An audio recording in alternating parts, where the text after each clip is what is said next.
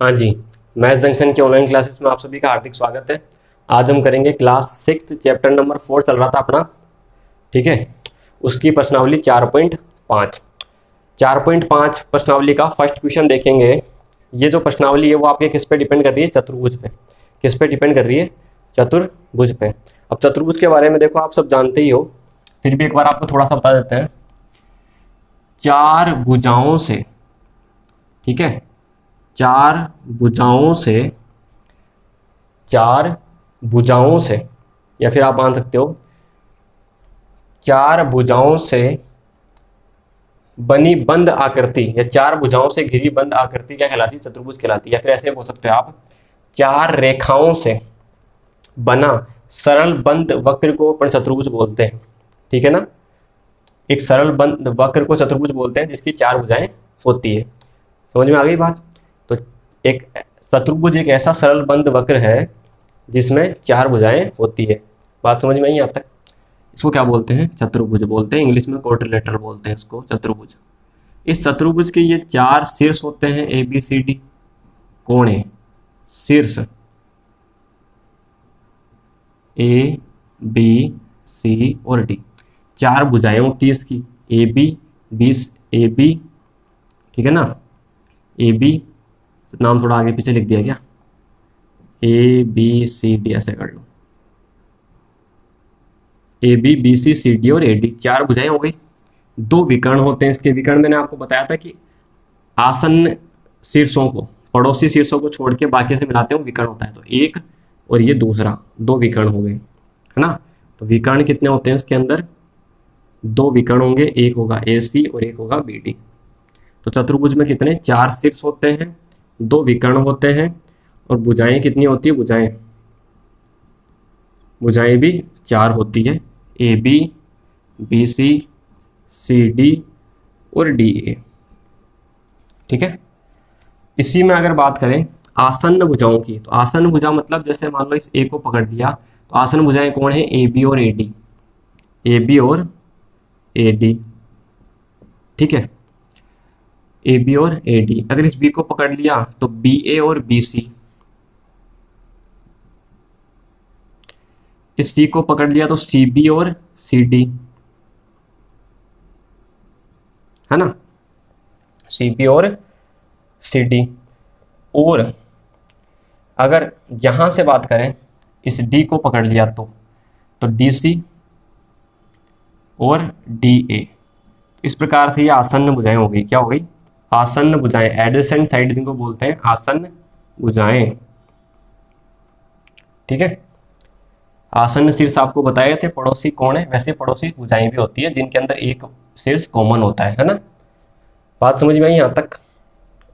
अब अपन प्रश्नावली पे आते हैं। तो प्रश्नावली का फर्स्ट क्वेश्चन देखेंगे।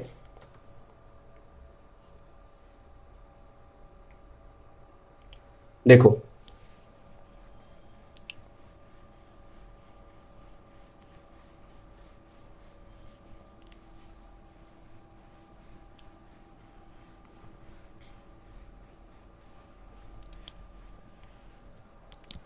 क्वेश्चन आपके सामने है। क्वेश्चन देखो, चतुर्भुज पी क्यू आर एस का रफ चित्र खींचिए। जैसे अपन ने एबीसीडी बनाया था वैसे अपन उसको पी क्यू आर एस नाम दे देंगे, बात तो एक ही है।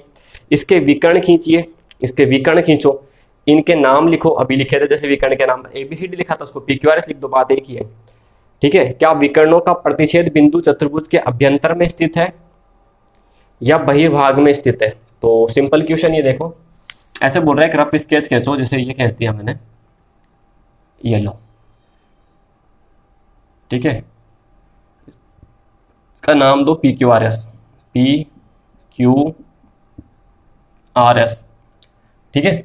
ऐसा बोल रहा है, रफ स्केच खींच दिया अपन ने, रफ चित्र। अब इसे बोल रहा है इसके विकर्ण खींचो, तो ये रहे विकर्ण, एक और दो, है ना। अब ये मान लो टी पे मिले, ठीक है। इन दोनों विकर्णों का प्रतिच्छेद बिंदु क्या हो गया? इंटरसेक्टिंग पॉइंट प्रतिच्छेद बिंदु टी हो गया। तो अब आपको ये बोल रहा है क्या विकर्णों का प्रतिच्छेद बिंदु चतुर्भुज के अभ्यंतर में स्थित है या बहिर्भाग में स्थित है? तो भाई अंदर ही तो है, ये अंदर ही तो है। तो क्या लिख देंगे? विकर्णों का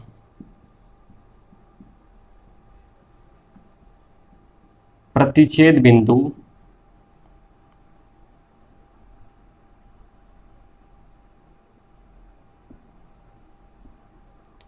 अभ्यंतर में स्थित है।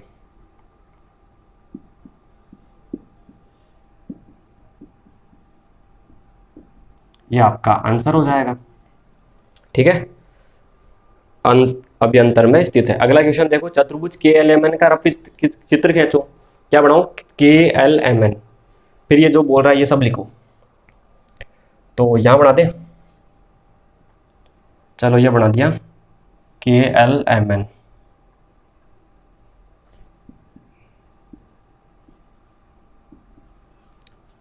बोल रहा है सम्मुख भुजाओं के दो युग्म लिखो इसमें। सम्मुख भुजाओं के दो युग्म। तो देखो, सम्मुख भुजाओं के दो युग्म मतलब पहला क्वेश्चन है ए बी सी डी है ना, आमने सामने वाली। तो एक तो क्या हो जाएगी के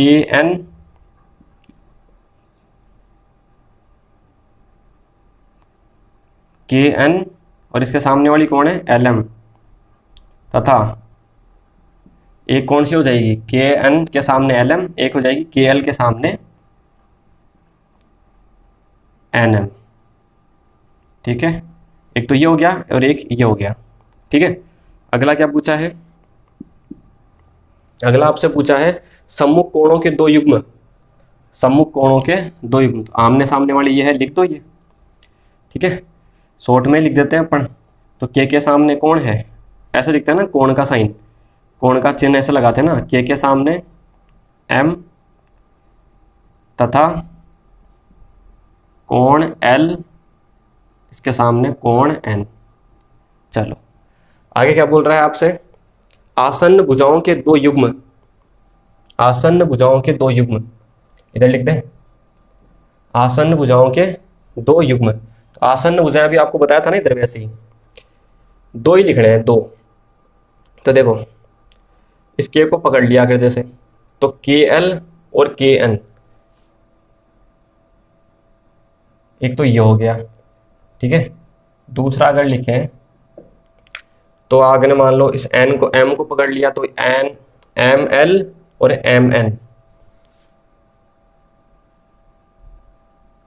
दो ही लिखने हैं आपको ना, एक ये रहा एक ये रहा। आमने साम, आसन मतलब पास, पड़ोसी। एक तो ये हो गया युग्म और एक ये हो गया। फिर लिखो डी। ये बोल रहा है आसन्न कोणों के, है ना, आसन्न कोणों के दो युग्म। तो आसन्न कोणों की लिख दो भाई, पास पास वाले। के साथ में एल लिख दो, कोण के, इसके साथ में कोण एल। एम के साथ में एल लिख सकते हो, एम के साथ में एन लिख सकते हो। ठीक है, ये कोण का साइन है। हो गया सेकंड कंप्लीट। अब आ जाओ थर्ड क्वेश्चन पे। क्वेश्चन को पढ़ लो पहले, वैसे तो ये करवाने का क्वेश्चन नहीं है क्योंकि इस लिखा हुआ है खोज कीजिए। ठीक है ना, तो बता देता हूँ कि फिर भी क्वेश्चन क्या बोल रहा है आपको। पट्टियों और उन्हें बांधने की वस्तुएं लेकर एक त्रिभुज की बनाइए। आपको क्या करना है? पट्टियां लेनी है।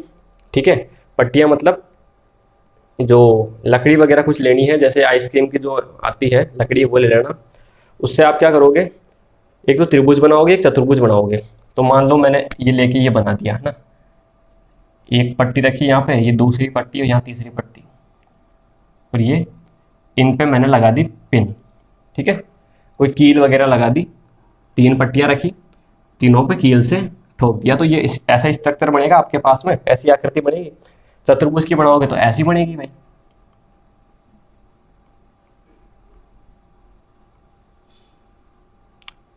है ना, और ये चार कीले लगा दी इसके ऊपर ताकि वो बंध गया। अब सुनो बात को ध्यान से।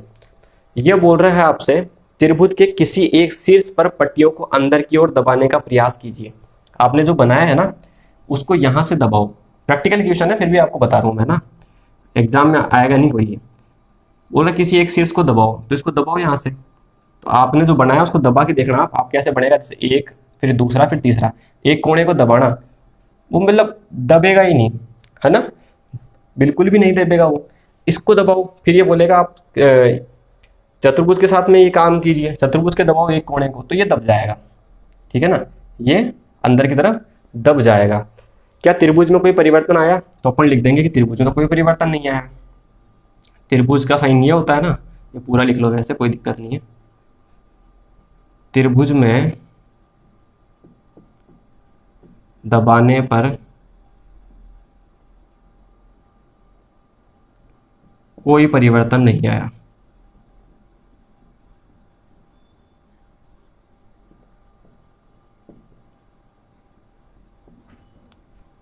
चतुर्भुज में आया, ठीक है, चतुर्भुज में कोई परिवर्तन आया, सही बात है आया, लिख देंगे चतुर्भुज में दबाने पर परिवर्तन आया। ठीक है, क्योंकि मैंने आपको बोला जो आप बनाओगे ना उसको दबाओगे तो चतुर्भुज तो अंदर की तरफ दब जाएगा, त्रिभुज नहीं दबेगा। तो ये अपन ने लिख दिया भाई। फिर आपसे क्या बोला है, क्या त्रिभुज एक दृढ़ आकृति है? सही बात है ना, क्योंकि ये अंदर की तरफ दब नहीं रहे ना, तो अपन लिख देंगे दृढ़ आकृति है, सही है। ठीक है, लिख देना आप कि हाँ त्रिभुज एक दृढ़ आकृति है।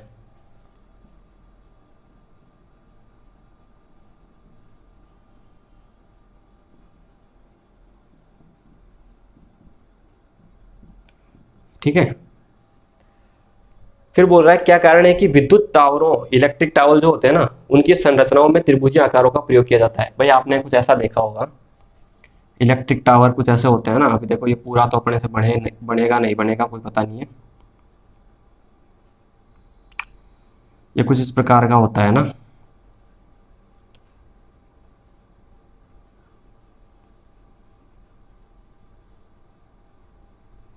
कुछ ऐसा ही होता है।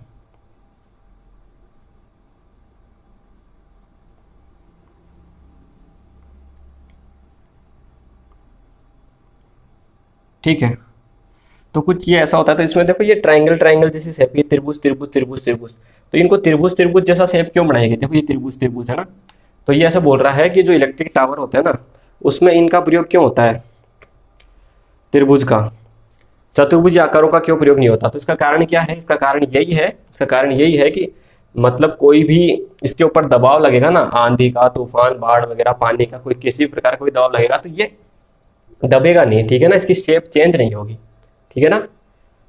इसलिए किसका उपयोग किया जाता है? त्रिभुज का, क्योंकि ठीक है ना, क्योंकि त्रिभुज में दबाने में कोई परिवर्तन नहीं होता है और चतुर्भुज में परिवर्तन आ जाता है। ठीक है, क्योंकि दृढ़ आकृति है ना ये, आप लिख सकते हो नीचे, कोई दिक्कत नहीं हो। ठीक है, तो अपन क्या लिख देंगे, यहाँ लिख देंगे नीचे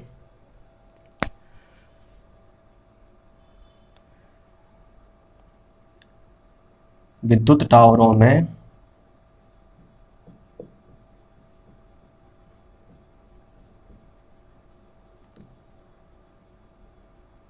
त्रिभुजीय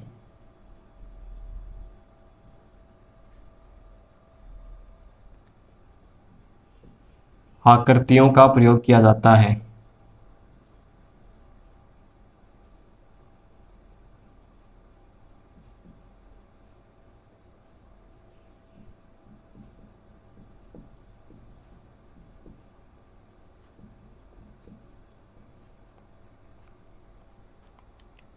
क्योंकि उन पर क्योंकि बाह्य आघातों से उनकी आकृति में कोई परिवर्तन नहीं होता।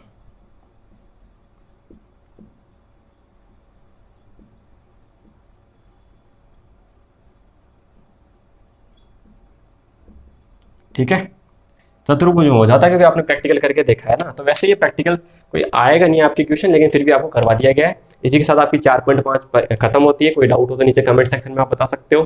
ठीक है, वीडियो को लाइक शेयर कर देना, चैनल को सब्सक्राइब कर लेना। Okay, thank you.